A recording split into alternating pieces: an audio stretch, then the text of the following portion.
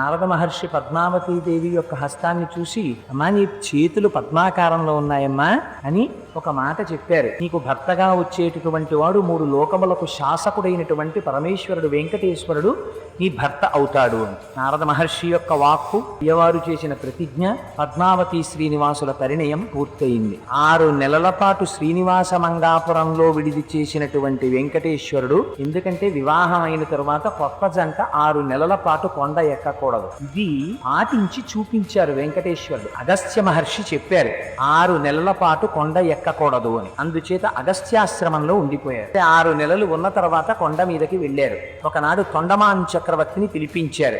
నాకిక్కడ నువ్వు ఆలయం నిర్మించవలసింది అని చెప్పారు వెంకటేశ్వర స్వామి వారు. అదిగో అప్పుడు నిర్మింపబడింది ఆనంద నిలయ విమానంతో కూడినటువంటి ఆ వెంకటాచల దేవాలయం. ఎలా ఉండాలో, ఆ దేవాలయంలో ఎన్ని గదులు ఉండాలో, ఏ మూల ఏది ఉండాలో, అగ్నిశాల ఎక్కడుండాలో, వచ్చిన వాళ్ళు కూర్చోవడానికి వేదికలు ఎన్ని ఉండాలో, ఎన్ని ప్రాకారాలు ఉండాలో, ఎన్ని గోపురాలు ఉండాలో, విమానం ఎలా ఉండాలో అన్నీ శ్రీ వెంకటేశ్వరుడే చెప్పారు. ఆయన చెప్పిన దానికి అనుగుణంగా ఆలయ నిర్మాణం అంతా పూర్తి చేశారు.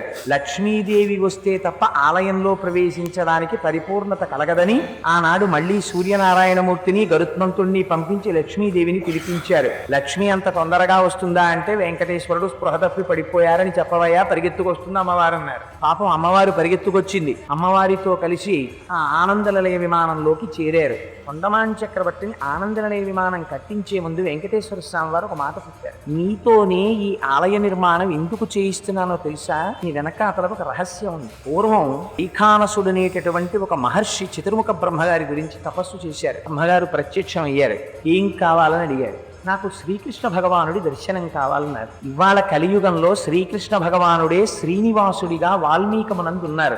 నువ్వు వెళ్ళి ఆ వాల్మీకము దగ్గర సేవించమన్నారు. ఆయన వెంకటాచలం కొండ ఎక్కి వస్తున్నప్పుడు ఆ వైఖానస మహర్షికి రంగదాసుడు అనేటటువంటి ఒక భక్తుడు కనపడ్డారు. ఇద్దరూ కలిసి వచ్చి వైఖానస మహర్షి రోజు వెంకటేశ్వర స్వామి వారికి అర్చన చేసేవారు.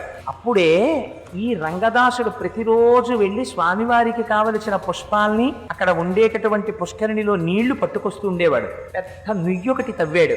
ఆ నుయ్యికి మీరు చూడొచ్చు. ఎక్కడుందో తెలుసా అండి ఆ నుయ్యి?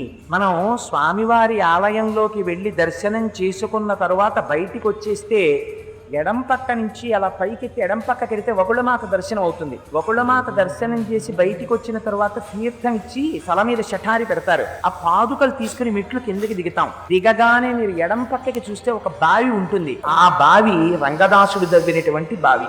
ఈ బావి నువ్వు తవ్వింది. అందుకని నీకు ఆనాడు నువ్వు చేసినటువంటి మహోత్కృష్టమైన సేవకి గుర్తుగా నీ చేత ఇప్పుడు ఆనందనిలయ విమానం కట్టిస్తున్నానన్నారు.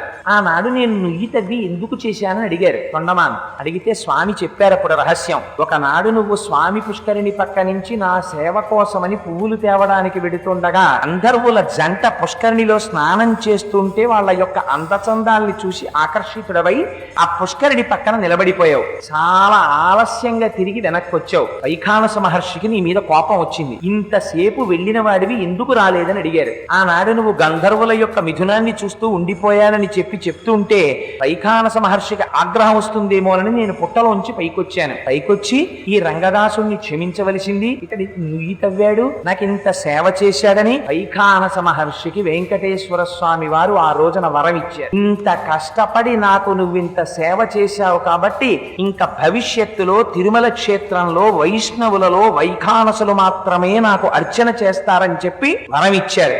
అందుకే ఇప్పటికీ వెంకటేశ్వర స్వామి వారి యొక్క సేవ మాత్రం వైఖానసులు మాత్రమే చేస్తారు. వైఖానసులు అంటే వైష్ణవుల్లో పిల్లవాడు కడుపులో ఉండగానే వాళ్ళకి పాయసం తినిపిస్తారు. పైకి శంఖచక్రాలు ఏం తప్పం చేయరు. ఆ శంఖచక్రాల్ని, ఆ చక్రాన్ని అందులో ముంచి ఆ పాయసం తినిపిస్తారు. ఆ పాయసం లోపలికి వెళ్ళడం చేత పిండము పరిశుద్ధమవుతుందని, అదిగో అలా పుట్టేటటువంటి సంప్రదాయంలో ఉన్నటువంటి వాళ్ళకి వైఖానసులు అంటారు.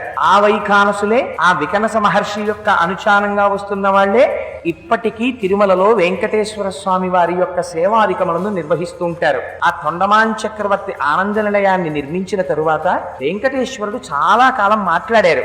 ఎంత అనుగ్రహాన్ని వర్షించారంటే, ఒకనాడు తొండమాన్ చక్రవర్తి దగ్గరికి కూర్ముడనబడేటటువంటి ఒక బ్రాహ్మణుడు వచ్చాడు. మా తండ్రి గారు మరణించారు, మరి అస్థికల్ని తీసుకెళ్లి గంగలో నిమజ్జనం చేయడానికి వెడుతున్నాను. అలా అస్థికలు పట్టుకెళ్లి నిమజ్జనం చేసి నేను తిరిగి వచ్చేటప్పుడు నాతో కలిసి నడవడానికి నా భార్య గర్భిణి, పిల్లవాడు చిన్నవాడు, వీళ్ళు నడవలేరు. ఆ రోజుల్లో నడిచి వెళ్ళేవారు కాశీకి. నడవలేరు కనుక నేను వచ్చే వరకు నీ మందిరంలో వీళ్ళకి ఆవాసం ఏర్పాటు చేయమన్నారు. తొండమాన్ చక్రవర్తి అన్నారు, దానికేముంది, తప్పకుండా ఏర్పాటు చేస్తానని ఒక భవంతిలో వారికి విడిది ఏర్పాటు చేశారు. ఎవరైనా బ్రాహ్మణ పత్నిని, పిల్లవాడిని దుందుడుకుతనంగా వారి పట్ల ప్రవర్తిస్తారేమో, భర్త పక్కన లేడని ఎవ్వరూ లోపలికి వెళ్ళడానికి వీలు లేని రీతిలో కట్టడి చేసి వాళ్ళకి కావలసినన్ని సంభారములు లోపల ఏర్పాటు చేసి ద్వారములను మూయించారు. కానీ చిత్రమైందంటే 6 నెలల తర్వాత ఈ కూర్ముడు తిరిగి వచ్చాడు. నా భార్య బిడ్డ లేరని అడిగితే తొండమాన్ చక్రవర్తి అబద్ధం చేశాడు.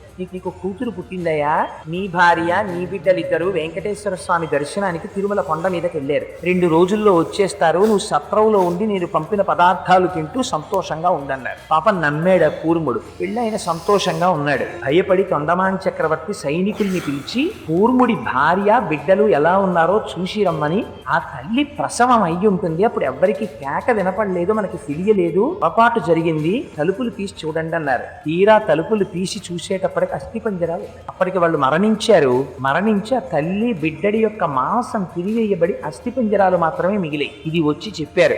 ఆ తరువాత బ్రాహ్మణుడు శపిస్తాడేమో, పణమైపోతానని భయపడి తొండమాన్ చక్రవర్తికి రహస్య ద్వారం ఉండేది, అందులోంచి పరిగెత్తుకుంటూ వెంకటేశ్వర స్వామి దగ్గరికి వెళ్ళాడు.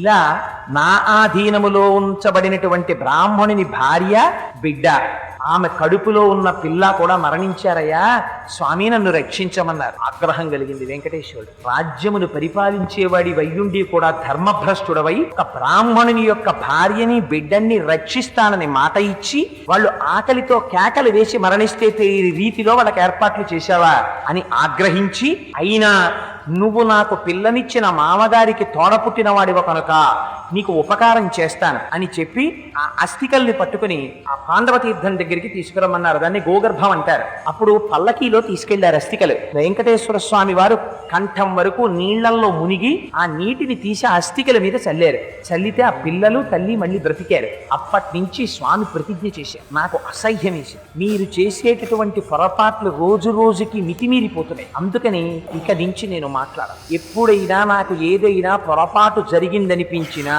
ఏదైనా నేను అనుగ్రహించి చెప్పాలనుకున్నా అర్చకుల ద్వారా మాట్లాడతానన్నారు. అప్పటి నుంచే ఎప్పుడెప్పుడు పొరపాటు జరిగినా అర్చకుల ద్వారా మాట్లాడతారు.